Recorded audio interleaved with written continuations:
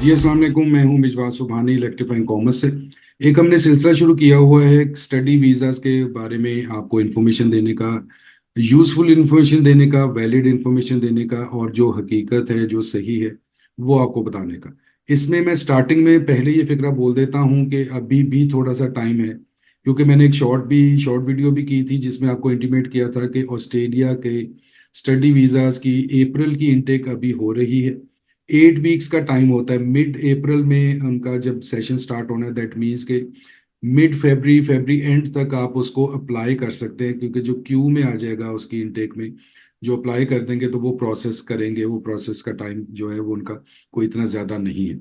लेकिन अगर जो अप्रैल की इनटेक आपकी मिस हो जाती है, सितंबर की इनटेक कंफर्म नहीं है अभी तक का। जो ऑस्ट्रेलियन जो मिनिस्ट्री का जो डिसीजन है वो यही है कि उनका जो इस साल का 2024 का 2024 का वो कोटा कंप्लीट हो चुका है पूरे साल का। अभी इसी में अभी भी इनटेक जो है वो चल रही है, क्योंकि उनके अंदाजे के मुताबिक जो फ्लो है उसके मुताबिक अप्रैल की इनटेक में वो कंप्लीट कर लेंगे।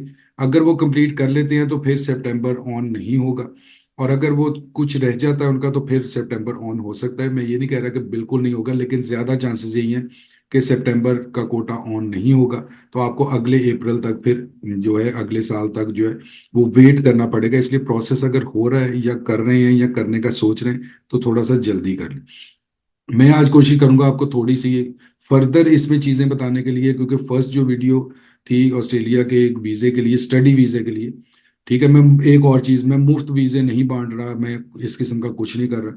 स्टडी वीजा का प्रोसेस जो है, उसके बेनिफिट्स हैं, प्रोसेस है, वो चीजें बता रहा हूँ ताकि थोड़ी सी आपको सहूलत हो जाए, क्योंकि नॉर्मली इंफॉर्मेशन नहीं मिलती। और बहुत से हमारे ऐसे लोग, ऐसे स्टूडेंट्स हैं जो प्रॉपरली सर्फिंग भी नहीं कर पाते, उनको प्रॉपर इंफॉर्मेशन नहीं मिलती। वो फिर एजेंट्स के पास जाते हैं, एजेंट फिर उनको जहां ले जाए, जिस डगर ले जाए, वो उनकी एजेंट की और उसकी मर्जी और उनकी किस्मत। तो मैं कोशिश कर रहा हूँ कि थोड़ा सा आपको ट्रैक की तरफ ले जाऊं, उसके बाद फिर आपकी, क्योंकि आप स्टूडेंट हैं ऑब्वियसली, ऐसा तो नहीं है कि कोई आपको बिल्कुल भी चीज़ों का पता ही नहीं है। तो एक ट्रैक पे आ जाएगा, एक बेसिक क्वेश्चंस आपके क्लियर हो जाएंगे। अगर कोई फर्दर क्वेश्चन होगा वो भी आप कर सकते हैं, ताकि आप एक जगह पे एक सही रास्ते पे चल पड़े, और उस पे फिर आप आगे फर्दर अपनी प्रोसेस कर लें, और फर्दर अपने डॉक्यूमेंट्स भी रेडी कर लें, और प्रॉपर तरीके से आप अप्लाई भी कर दें। तो अभी मैं हम चलते हैं अपनी स्क्रीन के ऊपर, तो वहां पे आप थोड़ी सी और अपडेट्स आपको देता हूँ। जी ठीक है। अब स्टूडेंट वीज़ा के हवाले से हमने बात करनी है। स्टूडेंट वीज़ा फॉर ऑस्ट्रेलिया, इसमें सबसे पहला जो पॉइंट आएगा वो है एलिजिबिलिटी, कि कौन कर सकता है, कौन एलिजिबल है। ठीक है, उसका जो क्राइटेरिया है वो इधर आपको मैं थोड़ा सा डिस्क्राइब करने की कोशिश करूंगा। ठीक है जी। अब इसमें क्या है कि be on a certain age, आप एक सर्टन एज पे होने चाहिए, मींस के 6+। क्योंकि अब आप हैरान होंगे, 6+, जबकि ज्यादातर आपने देखा होगा तो जो स्टडी वीजा के लिए अप्लाई करते हैं वो यहाँ के जो यंगस्टर्स हैं, स्टूडेंट्स हैं कॉलेज यूनिवर्सिटी के, वही अप्लाई करते हैं। लेकिन ऑस्ट्रेलिया में स्कूल गोइंग बच्चे मींस के वो भी कर सकते हैं 6+, मींस के फ्रॉम नर्सरी कह लें कि प्रॉपर स्कूलिंग, और फिर उनके वो लेवल, ए लेवल्स, और वो सारी हायर स्टडीज, हर जगह हर स्टेप के ऊपर आप अप्लाई कर सकते हैं। लेस देन 6 इयर्स नहीं कर सकते, क्योंकि वो ऑब्वियसली वो उनको इन्फेंट कंसिडर करते हैं। क्योंकि उनका स्टाइल जो है ना वो हमारे जैसा नहीं है कि 3 साल के बच्चे को ही डाल दो स्कूल में और पढ़ाना शुरू कर दो। क्योंकि हमारे यहाँ तो चल रही है पैसे की गेम, पैसे की रेस। वो हैं ह्यूमैनिटी के लोग, ह्यूमैनिटीज में देखते हैं 5 साल, 6 साल। जो रिलीजियस है वो तो पॉइंट ऑफ व्यू 7 साल का, कि 7 साल में बच्चों को तालीम और इन चीज़ों पे लेके आओ। लेकिन अगर वो 6 साल से नीचे आपको नहीं, आपको कंसिडर करते, आपकी एज 6+ होनी चाहिए। ठीक है जी। Be enrolled in a course of study. ठीक है जी। आप प्रोवाइडेड एविडेंस, ठीक है जी, आपने किस स्टडी में, किस कोर्स में इनरोलमेंट करवाई है उसका एविडेंस आपको देना होगा। ठीक है, वो एविडेंस आपका होना चाहिए पास।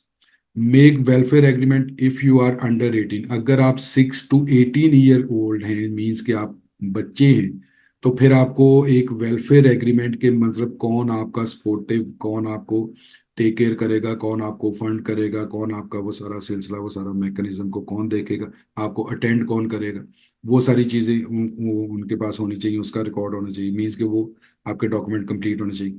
Meet English language requirements, obviously IELTS IELTS जरूरी है ऑस्ट्रेलिया के लिए। ठीक है जी। इसके बाद है have health insurance, health insurance आपके पास होनी चाहिए।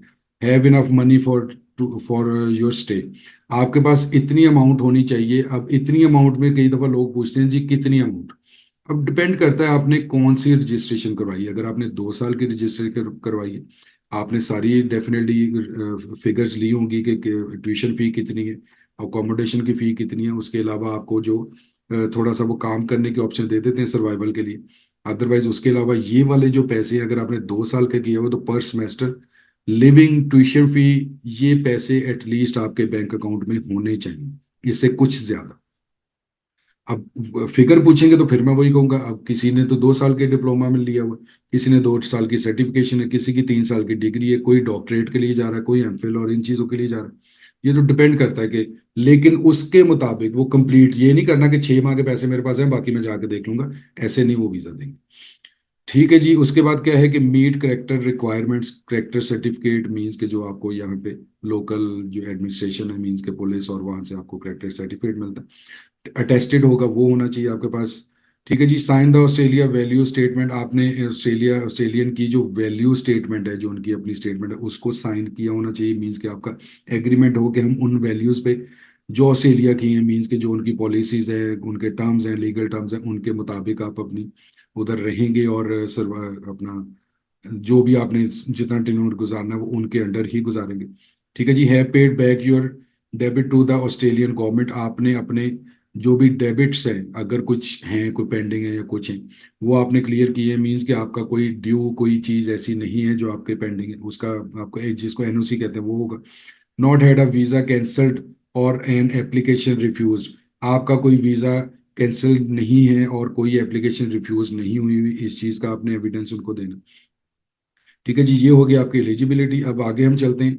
तो है कि with this visa you can, ये वीजा लेने के बाद आप क्या कर सकते हैं, या आपको क्या मिलेगा, या क्या बेनिफिट्स या क्या एडवांटेजेस हैं। वो है कि participate in eligible course of study in Australia, एक एलिजिबल कोर्स में आप पार्टिसिपेट कर सकते हैं। ठीक है जी। Travel in and out Australia, आप ऑस्ट्रेलिया से अंदर बाहर आप ट्रैवल कर सकते हैं जब आपका वीजा लगा हो। ये वो चीज़ है जो मैं अभी आपको बता रहा था कि थोड़े से पैसे आप वहां पे कमा सकते हैं बीइंग अ स्टूडेंट। वो क्या है कि वर्क अप टू 48 आवर्स। ठीक है जी। A fortnight when you are your course of study और ट्रेनिंग इज इन सेशन, जब आपकी स्टडीज आपका कोर्स चल रहा होगा, आपकी ट्रेनिंग चल रही होगी, तो उसमें फोर्टनाइटली वो आपको 48 आवर्स वर्किंग की ऑप्शन देंगे लीगली। मीन्स का वर्क परमिट आपके पास होगा। इससे ज्यादा नहीं करना, इससे ज्यादा करेंगे तो आप प्रॉब्लम में आ जाएंगे। ठीक है जी। Student studying masters by research और डॉक्टोरल डिग्रीज। ठीक है। मीन्स के पीएचडी है या एमफिल जो रिसर्च बेस्ड होती है, इवन मास्टर्स भी, लेकिन एमफिल और पीएचडी को स्पेशली रिसर्च वर्क जो डिग्रीज है वो कंसिडर किया जाता है, या उनके इक्वलेंट। ठीक है जी। एंड देयर फैमिली, या उनकी families have no work limit, उनके लिए वर्क लिमिट नहीं है। ठीक है। इसकी लॉजिक है क्योंकि आप रिसर्च कर रहे हैं, आप कहीं पे किसी इंस्टीट्यूट के साथ कमिटेड नहीं कि आपने वो क्लासेस भी अटेंड करनी है, आपके बर्डन भी, आपने एग्जाम्स भी देने, एग्जाम्स को पास भी करना है। ये तो रिसर्च वर्क है। रिसर्च वर्क में आप अपने टाइम मैनेजमेंट करें और आप जितना दिल करता है आपका काम करें, आपको कोई इशू नहीं है, वीजा आपका वैलिड है, आप भरपूर तरीके से काम कर सकते हैं। इवन आपका कोई फैमिली मेंबर भी, अगर सपोज कह लेंगे आप स्पाउस भी आपके साथ हैं या जो भी है, वो आगे मैं आपको बताता हूँ कि क्या क्या आप कर सकते हैं, किस तरीके से वीजा अप्लाई कर सकते हैं। ठीक है जी। ये आपको बेनिफिट्स मिलेंगे अगर आप वीजा अप्लाई करते हैं। उसके बाद है कि how long you can stay. ठीक है जी। This is a temporary visa to study up to 5 years, 5 साल तक। मीन्स कि अगर डॉक्टरल डिग्री में जाते हैं, पीएचडी, या कह लें कि सपोज जिस तरह है कि आप जो उसको कहते हैं हमारे यहाँ बीएस ऑनर्स और इस किस्म की डिग्रीज हैं, या जो प्रॉपर प्रोफेशनल डिग्रीज हैं, वो 5 साल तक आपको वहां पे स्टे आप कर सकते हैं, आपको जो वीजा मिल सकता है। The type of course and its length will determine the length of the stay, simple is that. 2 साल का कोर्स है तो 2 साल, 5 साल के आपने किसी कोर्स में एनरोलमेंट करवाई हुई है तो 5 साल। इसमें एक चीज है जो भी आगे आ जाएगी, वो डेफिनेटली वो क्वेश्चन रेज होता है। अच्छा जी, to continue study in Australia you must apply for a new student visa. आपने 2 साल पढ़ा वहाँ पे, आपको किसी और कोर्स में इनरोल होना है या आप हो गए हैं या आपके पास ऑप्शन है, तो आप वहीं पे रहते रहते अपने वीजे को एक्सटेंड करवा सकते हैं। नया वीजा आपको इशू हो जाएगा, उसमें भी कोई इशू नहीं। ठीक है जी, if your student visa will expire before your graduation, आपकी ग्रेजुएशन कंप्लीट करने के पहले आपका वीजा एक्सपायर हो जाता है, you might be eligible for a visitor visa. आप बड़े आराम से विजिटर वीजा का एलिजिबल होंगे। वो ये नहीं कहेंगे कि चलो भागो इधर से, क्योंकि पढ़ाई आपकी रहती है अभी, तो वो वहीं पे आपका विजिटर वीजा जो है वो अप्लाई कर देंगे। सपोज वो 1 माह रह गया, 2 रह गए, 3 रह गए, तो आपका वो वीजा स्टैंप हो जाएगा, उसमें भी कोई इशू कोई प्रॉब्लम नहीं। You will need a letter from your education, अपना education provider with the date of your graduation. अब ये चीज एक आपको प्रोवाइड करनी होगी कि आपको एक लेटर प्रोवाइड करना होगा जो आपका इंस्टीट्यूट है, ठीक है, कि जी इनका इतना टाइम सपोज ये थोड़ा सा एक्सीड हो गया है, थोड़ा इनको और स्टे की जरूरत है, तो इनका ग्रेजुएशन कंप्लीट हो जाएगी, तो आपको ये विजिट वीजा बड़े आराम से मिल जाएगा। If you hold a student visa and complete specific qualifications in Australia in the last 6 months, ठीक है, you might be eligible for a temporary graduate visa. अगर आपने वीजा अपना आपका जो है वो लास्ट 6 मंथ्स में आपने अपनी क्वालिफिकेशन को कंप्लीट कर लिया, तो आपको टेम्परेरी ग्रेजुएट वीजा भी अप्लाई करने की ऑप्शन देते हैं, वो आपको स्टैंप कर देते हैं। इसका छोटा सा मैं मतलब, अभी चले 2 लाइंस और हैं वो भी मैं आपको बता के तो फिर मैं आपको बताता हूँ कि इसका कंक्लूजन क्या आप निकाल सकते हैं या मैंने क्या कंक्लूजन निकाला। If you are a recent engineering, ठीक है जी, graduate of a recognised institute, you might be eligible for the skilled recognition graduation visa. ठीक है जी, अगर आप स्किल्ड, आप अगर आपने इंजीनियरिंग में कोई ग्रेजुएशन की हुई है रिकॉग्नाइज इंस्टीट्यूट से, किसी छोटा मोटा कोई डिप्लोमा या डीए वगैरह नहीं, प्रॉपर इंजीनियरिंग अगर आपने पास की हुई है वहां से की हुई ऑस्ट्रेलिया में, तो आपको जो है वो जो उसका स्किल्ड वर्कर का वीजा होता है वो बड़े आराम से वहीं पे रहते हुए आपको वो प्रमोट कर देंगे, मिल जाएगा, स्टैंप हो जाएगा, उसमें भी कोई इशू नहीं। If you want to stay longer for other reasons, you must apply for a new visa that suits your circumstances। ठीक है जी, इसमें क्या है कि अगर आपने किसी भी रीजन की वजह से आपने थोड़ा सा ओवर स्टे करना है या स्टे ज्यादा स्टे करना है, तो आपने एक नया वीजा, एक दोबारा से वीजा अप्लाई करना है जो भी आपके सर्कमस्टांसेस को सूट करता है। अब इसमें जो मैंने बताया था कि मैंने जो फील किया इसमें यह है कि वो आपको पढ़ाना चाहते हैं, वो आपको पढ़ाई में सपोर्ट करते हैं, कहीं पे भी कोई उनका लीगल इशू आपके सामने नहीं आएगा। अगर आपकी ग्रेजुएशन सपोज 2-3 मंथ डिले हो गई तो भी आपको करने देंगे। अगर आप जल्दी पास कर लेते हैं तो वो आपको नेक्स्ट उसमें अपना वो कर देंगे कि जी आप ग्रेजुएशन में इनरोल हो जाएं और उसके बाद वो वीज़ा एक्सटेंड हो जाएगा।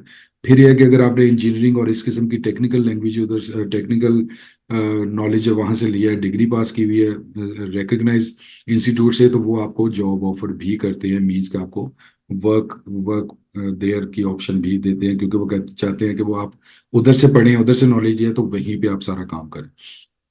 ठीक है जी, विजिट कॉस्ट है, मैं थोड़ा जल्दी कर देता हूँ, थोड़ा मेरा ड्यूरेशन ज्यादा हो रहा है। ठीक है जी, इंडिविजुअल वीजा कॉस्ट जो है वो 710 ऑस्ट्रेलियन डॉलर है। ठीक है जी, एक बंदे के लिए मैं ये जल्दी कर देता हूँ क्योंकि इस सिंपल फॉर्मूला इंडिविजुअल के लिए जो एप्लीकेंट है उसके लिए जो है वो $710 ऑस्ट्रेलियन डॉलर। अगर वो charge each family member to apply for the visa, ठीक है। अच्छा जी, अदर जो फैमिली मेंबर्स होंगे उनके लिए अलग से चार्ज होगा। अब यहाँ से एक और बात आएगी, वो मैं आखिर में बताऊंगा। इंडिविजुअल विद स्पाउस, ठीक है जी, अगर आप अपनी मिसिस के साथ जाते हैं, 18+ हैं ऑब्वियसली वो, तो उनका वीजा होगा कि 710 आपके हो गए और 530 उनका होगा ऑस्ट्रेलियन डॉलर, ये टोटल मिला के हो जाता है 1240, ये वीजा फी। ठीक है जी, family visa cost if you is where your have spouse 18+ एक एंड किड। अब मैंने इसमें मल्टीपल भी कर सकता था, 1 2 3, अब डिपेंड करता है।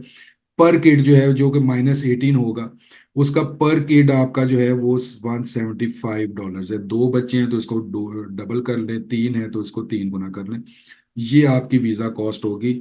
ओवर 18 कॉस्ट ये मैंने लिख दिया हुआ फाइनली, ओवर 18 कॉस्ट 530 आपके अलावा, ठीक है, और अंडर 18 कॉस्ट जो है वो 175। You might also have to pay other cost for health checks, police certificate and biometrics, ये थोड़े से चार्जेस अलग होंगे, ये प्योरली वीजा फी है जो मैंने आपको बताया।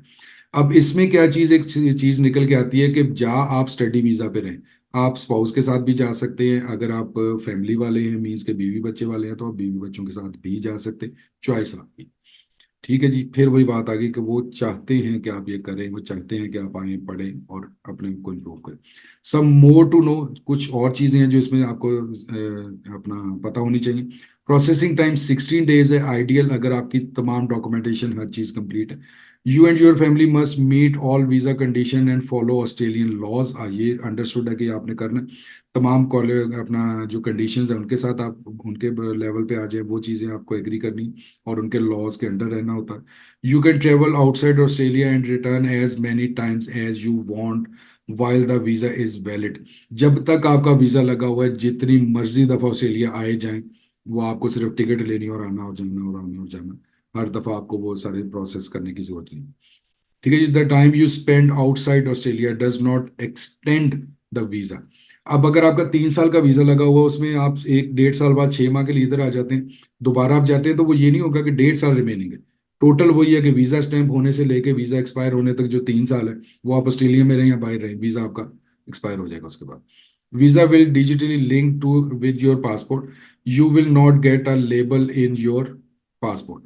अब वो कहते हैं कि डिजिटली हम इसको लिंक कर देंगे, क्योंकि ऑनलाइन का दौर है। वो उसके ऊपर स्टैंप करना या लेबल करना, वो कहते हैं जी वो हम नहीं करेंगे, यानी उसकी जरूरत नहीं है। ठीक है जी। तो ये कुछ चीजें ऐसी थी, अब लास्ट स्लाइड पे आ जाते, कुछ चीजें ऐसी थी कि जो थोड़ी सी अपडेट थी, थोड़ी सी वो चीजें थी कि जिससे हो सकता है कि आपका डिसीजन लेना थोड़ा सा आसान हो जाए। मेरी सिर्फ यही कोशिश है कि आपको थोड़ी सी वो इन्फॉर्मेशन दूं जो नॉर्मली लोगों को नहीं पता होती, और हो सकता है कि इसमें से कुछ एजेंट्स भी ऐसे हों जो आपको ये ऑप्शंस ना बताते हो। डिसीजन आपका है, डिसीजन आपने लेना है। बहुत अच्छी लिविंग प्लेस है, second best in the world है। और फीसिस भी कोई फीस भी इतनी कोई ज़्यादा नहीं है, ट्यूशन फी भी कोई इतनी ज़्यादा नहीं है। तो बड़ा अच्छा है, चांस है। तो अगर आप करना चाहते हैं सीरियसली, अगर आप पढ़ना चाहते हैं, आप इम्प्रूव करना चाहते हैं, ग्रो करना चाहते हैं, तो आप ये स्टेप लें। आपको स्टेप लेने में आसानी हो, इसलिए मैं ये एक सिक्वेंशियल वीडियोस कर रहा हूँ। अभी और कुछ करूंगा और डिटेल्स आपको बताऊंगा इंशाल्लाह ताला जल्द ही। तो करना ये होगा कि आपको अपने आप को बनाना होगा स्किलफुल। ये मेरी एक अपनी सोच है कि मैं ये कहता हूँ कि come and join us, we are electrifying commerce. Make yourself skilful, अपने आप को करामत बनाए। ठीक है जी। ये इस इंट्रोडक्टरी सेशन का एंड हो रहा है। इंशाल्लाह ताला हम इसी चैनल पे मिलेंगे मजीद इंफॉर्मेटिव वीडियो के साथ। तब तक दीजिए मुझे इजाजत। अल्लाह हाफिज़। अल्लाह ने